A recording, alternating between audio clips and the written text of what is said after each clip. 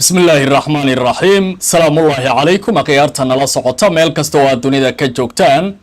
كسر دوادة تبين كسابسان ورركي قدام بيحي صد قبل كباريغا دحماش أي مريسو دبلوماسية دي أو حل جنسي آده ودردر وجوشرو يوليبا وررك للدوانا هدا لهلا يعيان ربائنا إذن لو داغو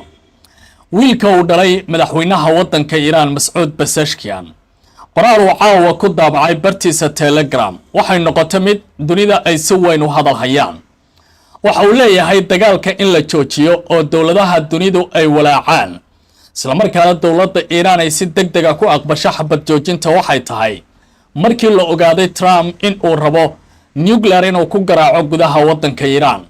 taasina waxay ahayd hanjabaadihii ugu dambeeyay isla markaana ku qasabtay dawladda waddanka Iiraan in ay arrintani si weyn ay ilgaara ugu hayso saacadihii ugu dambeeyay ee walaaca wada hadalka ka hor ayaan rabaa inaan idinla wadaago qoraal gaar ah oo telefishinka Al Jazeera uu ka qoray warbixinta wiilkaasi madaxweynaha waddanka Iiraan caawa uu faahfaahiyay madaba Trump tallaabadaas inuu qaadi lahaa isagoo wejiga ka qarsanaya fadeexad ciidan iyo mid diblomaasiyadeed maadaama dawlad 40 sano ee cunaqabatayn saarneyd ciidamadiisu ay ku adkaadeen in ay 40 maalin dagaal hor istaagnaadaan dhinaca kale Israa'iil caawa markii ugu horeysay guul darro ayay qiratay ku saabsanaa dagaalka wasiirka hore amuraha dibadda ee nidaamkaasi Israa'iil ayaa qoraal ku qoray wargeyska la yiraahdo The Hearts waxa uu leeyahay dagaalka waxa laga dhaxlay guul darro istiraatiiji ah sidaa darteed Netanyahu iyo Trump waa inay aqbalaan in dawladda Iiraan ay guuleysatay maxay tahay dhinacyada uu ka fiiriyo guusha dawladda Iiraan ay gaartay maxaysa aqoonyahanka Israa'iil ugu arkayaan dagaalkan inay ku soo fashilmeen markii ugu horeysay warbixin ayaan ku faaqidi doonaa barnaamijka aan qodobkaasi si gaar ah ugu dul istaagi doono saddex arrin oo laga filan karo wada hadalka ka bilaaban doonaan idhaahdee beri magaalada Islamabad ee caasimadda waddanka Pakistan oo warbaahinta gobolka bariga dhexe ay si weyn u taxliilinayaan waan kula wadaagi doonaa markii ugu horeysay caawa waxa si wada jir ah u hadlay Trump Netanyahu iyo waliba Aoun waa madaxweynaha dalka Lebanon oo dhibaatooyin xoogan ay dareemayaan ciidamadiisa dagaal aan ilaaday shacabkiisa maadaama nidaamka Israa'iil ay si ba'an u garaacayaan halkaasi 24 saac ay soo socota gobolka bariga dhexe waxa uu aadi doonaa jihad si weyn indhaha loogu hayo oo aan la ogeyn mustaqbalkeedu sida uu noqon doono qodobadaas ayaan faaqidayaa iyo warar kale oo ku saabsan arrimaha dagaalka soo dhawaada khiyaartay nala socotay ku soo biira YouTube-ka oo subscribe saara haddii dhinaca Facebook aad nagala socotana sharaf ayay noo tahay inaad nagu soo biirto waa mahadsantihiin ma ku daashay safaf dhaadheer iyo khidmado qaali ah marka aad doonayso inaad lacag dibadda u dirto ma ka walwashay in lacagtu waqtigeeda ku gaari doonto ehelkaaga ma kaa raageen lacaga aad ku tala gashay in lagu bixiyo iskuul ama maalgelin ganacsi Safari Remit ayaa kaa haqabtiraysa baahiyaha waa adeeg lacag diris online ah oo kuu sahlaya inaad lacag dibadda ugu dirto ehelkaaga iyo asxaabtaada waa adeeg fudud degdeg ah ammaan ah khidmadiisuna ay jaban tahay Safari Remit waxa ay kuu saamaxaysaa inaad lacagtaada gaarsiiso dadka kuu muhiimka ah meel kasta oo ay joogaan goor kasta oo ay u baahan yihiin booqo barteena www.safariremit.com Safari Remit lacag dirsasho ammaan ah iyo tayo sare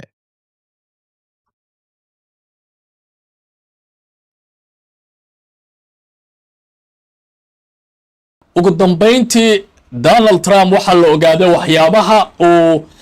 ku tilmaamayay in uu baambi'i doono guud ahaanba waddanka Iiraan ka hor inta aan dagaalka la joojin markii xaaladda gobolka bariga dhexe ay maraysay meeshii ugu adkayd wiilka uu dhalay madaxweynaha waddanka Iiraan ee Mas'uud Pezeshkian oo lagu magacaabo Yusuf Pezeshkian ayaa caawa qoraal uu daabacay waxa uu ku sheegay in la galay daqiiqada jahwareera taas oo sirdoonka iyo waliba ilaha kala duwan ee waddanku ay heleen in Trump tallaabada ugu dambeysay ee waddankaasi uu ku cadaadinayo ay tahay si uu uga fogaado guuldarro ciidamadiisu ay gaaraan in dalka Iiraan lagu dhufto nuclear taas oo markii ugu horeysay adeegsan lahayd dawladda Mareykanka qoraalka oo lagu daabacay caawa barta telegram ee wiilkaasi ayaa waxaa soo turjumay Al-Jazeera waxaana uu leeyahay qoraal xasuus qora uu daabacay Yusuf Pezeshkian wiilka madaxweynaha Iran Mas'ud Pezeshkian ayaa si weyn u soo jeeday dareenka warbaahinta iyo bulshada Iran kadib markii uu ka hadlay habeen ka mid ah kuwii ugu adkaa intii uu socday dagaalka isagoo ku tilmaamay cabsi laga qabay suurtagalnimada in Mareykanku uu adeegsado hub nuclear qoraalkan oo qayb ka ah xasuus qorka maalinlaha ah uu Yusuf si joogto ah ugu daabaco bartiisa Telegram ayaa si gaar ah looga hadlay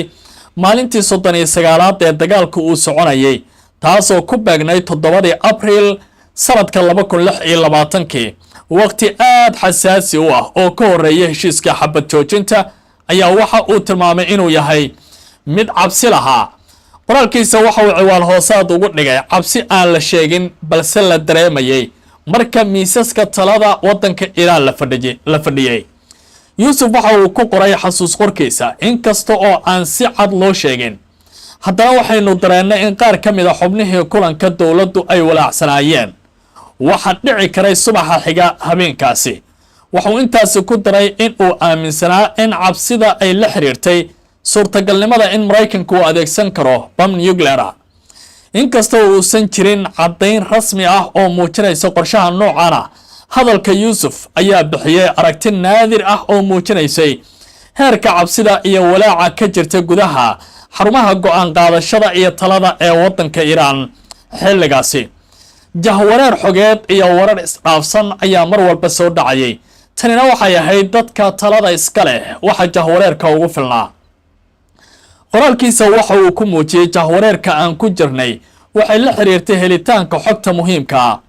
Yusuf ayaa sheegay in wararka ku saabsan xabad joojinta markii ugu horreysay uu ka helay qof mucaarada oo dalka Iran u dhashay oo dibadda joogay kaasoo u soo diray bayaan ka soo baxay aqalka cad ka hor inta aysan wararka soo gaarin gudaha wadanka Iran arrintan ayaa muujinaysa sida ay u adkeyd in xog sax ah oo degdeg ah la helo xilli ay xaaladdu gudaha Iran ahayd mid kacsan oo cid walba ay ka baqaysay cabsida dagaalkan iyo meesha uu gaari karay qoraalkan ayaa yimi xilli madaxweynaha Mareykanka Donald Trump uu ku dhawaaqay hakinta duqeymaha Iran muddo 2 toddobaad ah kadib dhaxdhaxaadin ay samaysay Pakistan taas oo la filayay in ay furto wada xaajooda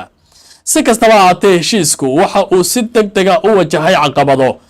gaar ahaan kadib markii Israa'iil ay fulisay weerarada Lebanon taasi oo dhalisay muran ku saabsan macnaha iyo xabad joojinta wadankaasi macnaha guud ee qoraalkan waxa uu tilmaamayaa in madaxweynaha wadanka Iran Mas'ud Pezeshkian wiilkiisa uu leeyahay inta la wada ogyahay waxa ka darayd in dowladda Mareykanku ay markasta adeegsan kartay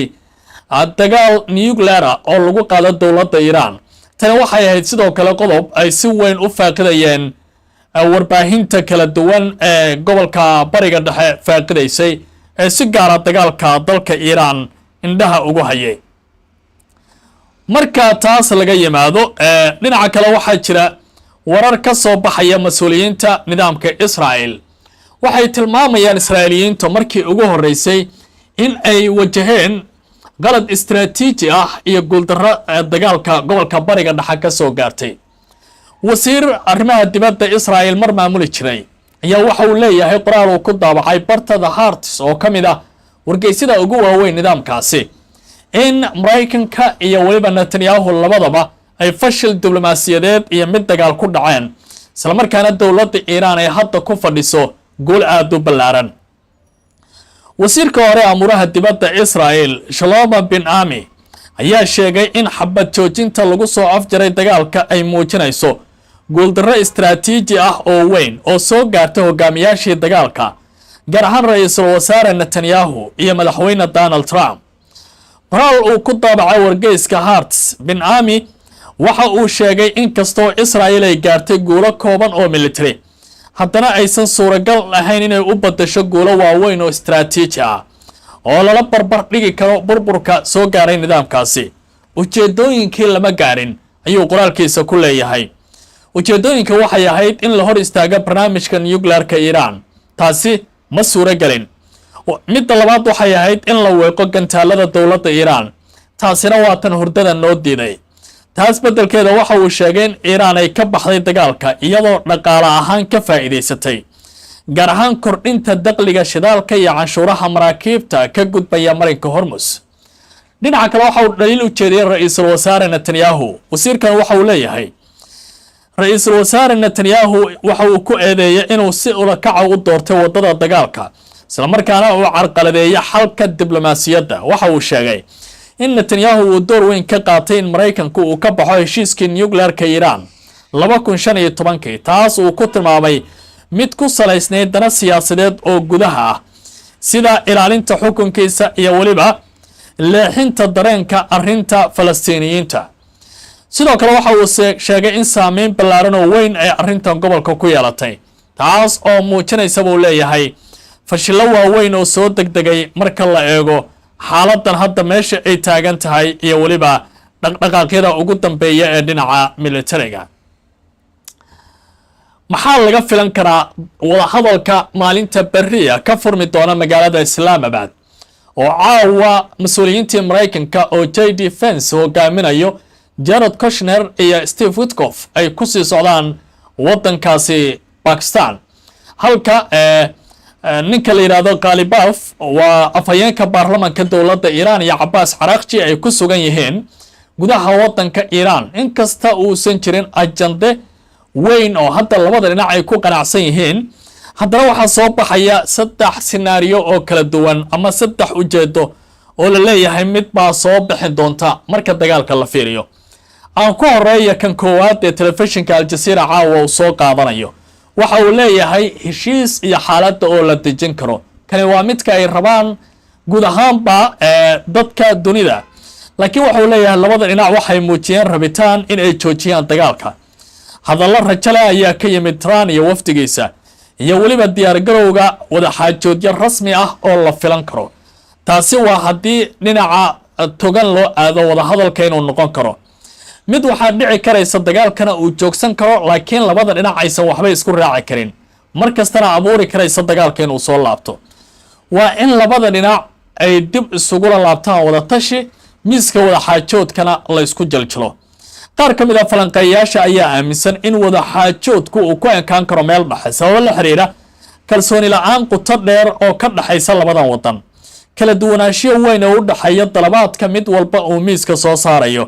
iyo maqnaashiyaha cid damaanad qaadi karaysa heshiiska. marka qodobkan la fiiriyana waxay leedahay falanqeeyaashu ay leeyihiin waxaa iman kara xadidnaan kooban oo wada hadallo loo laaban karo, taas oo nafdheerayn keeni karaysa in dagaal degdeg aan la gaarin. laakiin kan saddexaad ee walaaca leh waxa uu leeyahay telefishinka Al Jazeera waa fashil iyo dagaalka oo dib loogu laaban karo. maxaa dhici kara bay leeyihiin. suurtagalnimadan ayaa sii xoogaysanaysa haddii la helo 3 qodob oo kala duwan. waa kow, dagaalka Lubnaan in uu sii socdo isla markaana la iska indhatiro baaqyada ka imaanaya dowladda Iiraan, in xiisadda marinka Hormuz ay sideeda sii ahaato oo dowladda Iiraan ay u isticmaasho cadaadis kale oo hor leh, iyo in hanjabaadaha labada dhinac ay kordhaan, taas oo muujinaysa dagaalka in lama huraan uu noqon karayo. ra'iisul wasaaraha Israa'iil Benjamin Netanyahu ayaa hore u sheegay in arrinta Lubnaan si gooni ah loo wajahayo, taas oo sii adkeynaysa baa la leeyahay wadaxaajoodka. dhinaca kale, madaxweynaha dalka Mareykanka ayaa caawa taleefanka kula hadlay hogaamiyaasha Lubnaan. ninka la yiraahdo Joseph Aoun waa madaxweynaha generaalka muddada dheer ahaa ee ciidamada ku jiray Lubnaan, iyo weliba ra'iisul wasaaraha Israa'iil Benjamin Netanyahu. waxaa la qorsheynayaa labada dhinac in ay wasaaradda amuraha dibadda dhismaheeda Washington ay ku kulmaan. waa Mareykanka isla markaana xaajada halkaasi lagu galo Lubnaan oo wadahadalka Pakistan ka furmaya maalinta berriya. waxaa suuragal noqon kara mid kale in lagu feer dilaaciyo oo ka furmi doona isna waddanka Mareykanka. ikhyaartay nala socotay twinta wararka diblomaasiyadda iyo weliba loolanka jira intaas ayaan ku ekaynayaa. soo dhawaada ku soo biira YouTube-ka oo subscribe saara. waa mahadsantihiin.